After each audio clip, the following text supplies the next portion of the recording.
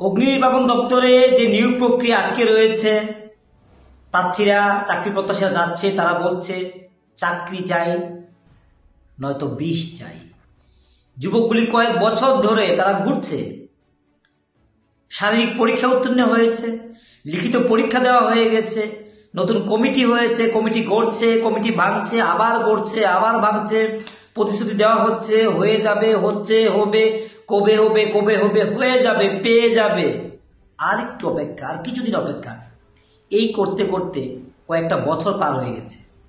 একদিকে দপ্তরে কর্মী সংকট চলছে, যারা চাকরি প্রত্যাশী তারা হা করে চাতক পাখির মতো আকাশের দিকে তাকিয়ে রয়েছে, যে ভরা গ্রীষ্মতে জলের কোনো খবর নেই, তাকিয়ে রয়েছে আকাশের দিকে কখন এক ফোঁটা এসে পড়বে। এভাবেই বেকার যুবকরা যারা চাকরি প্রত্যাশী, যারা ভেবে নিয়েছে তারা চাকরিটা পাবে, তাদের ফিটনেস ভালো, তারা ফিজিক্যাল পরীক্ষা ভালো করেছে, লিখিত পরীক্ষা হয়েছে, ফলাফল প্রকাশ হচ্ছে না। একটা কমিটি তৈরি করে দেওয়া হয়েছে ফলাফলের জন্য, কারা খাতা দেখবেন, কারা এক্সামিনার হবেন, সব ঠিক হয়ে গেছে, দায়িত্ব কেউ নিতে চাইছে না। ডাইরেক্টর ছিলেন দপ্তরের, পরিবর্তন হয়ে গেছে, নতুন করে আবার দায়িত্ব দেওয়া হচ্ছে, দায়িত্ব পাচ্ছে, দায়িত্ব যাচ্ছে, মন্ত্রী যিনি ছিলেন পরিবর্তন হয়ে গেছে, সেক্রেটারি যিনি পরিবর্তন হয়ে গেছে, অনেক কিছু পরিবর্তন হয়ে গেছে। কিন্তু এই ছেলেগুলোর ভাগ্যের কিন্তু কোনো পরিবর্তন হচ্ছে না। তারা চাতক পাখির মতো চেয়ে আছে আকাশের দিকে, সেই কখন তাদের মুখে সুখের দুটি ফুটু এসে পড়বে। আমরাও বিভিন্ন ইনফরমেশন নিচ্ছি, আমরা দেখতে পাচ্ছি যেটা জটিলতা রয়েছে। আমরা ফায়ার সার্ভিস নিয়ে বারবার বলছি, একটা কঠিন জটিলতা হয়ে রয়েছে। মন্ত্রী বলছেন আমরা কথা বলছি হবে, এগুলি হচ্ছে না, কথা বলছেন না, তিনি বলছেন হবে, কিন্তু কবে হবে? মুখ্যমন্ত্রী পরিবর্তন হয়ে গেছে, দপ্তরের মন্ত্রী পরিবর্তন হয়ে গেছে, রামপ্রসাদ পাল ছিলেন তখন মন্ত্রী দপ্তরের, কিন্তু মূল কথা হচ্ছে না। তারা বারবার গিয়ে ডেপুটেশন দিচ্ছেন, বিক্ষোভ প্রদর্শন করছেন, কথা বলছেন। মুখ্যমন্ত্রী সাম্প্রতিককালে এই নিয়ে কোনো মুখ খুলছেন না।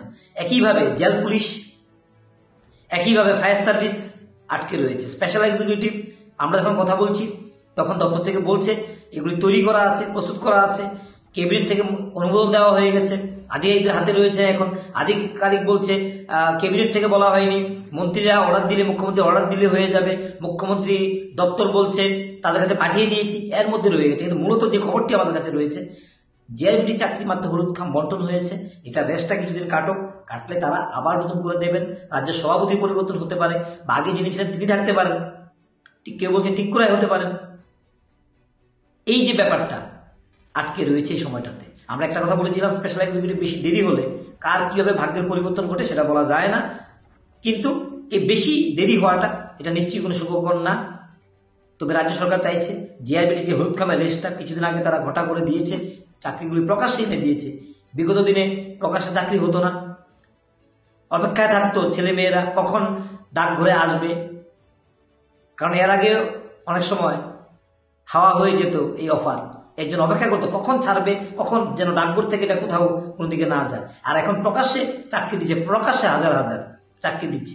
আমরা যখন বলছি জিআরবিটি গ্রুপ ডি অনেকে চাকরি নেবে না, পোস্টগুলি খালি থাকবে, অনেকে আমাদেরকে নিয়ে তুচ্ছতাচ্ছিল্য করেছে। আমরা দেখলাম 14 থেকে 15টি অফার এখনো পড়ে রয়েছে, নেয়নি।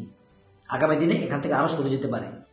আগামী দিনে টেট রেজাল্ট বের হলে, আগামী দিনে যারা এসএসজি রয়েছে বা অন্যরা, তাদের রেজাল্ট বের হলে কিন্তু এখান থেকে 1-2টি করে কমতে পারে।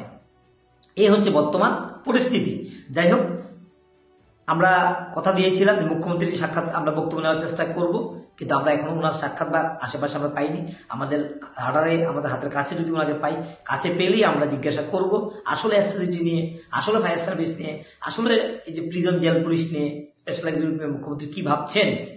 তবে আমরা এখনো ইতিবাচক যে স্পেশাল এক্সিকিউটিভ খুব বেশি দেরি হবে না, চলতি মাসটা কাটলে একটা স্পষ্ট চিত্র, মার্চ মাসের চিত্রটা স্পষ্ট কিন্তু হবে বলে আমরা মনে করছি।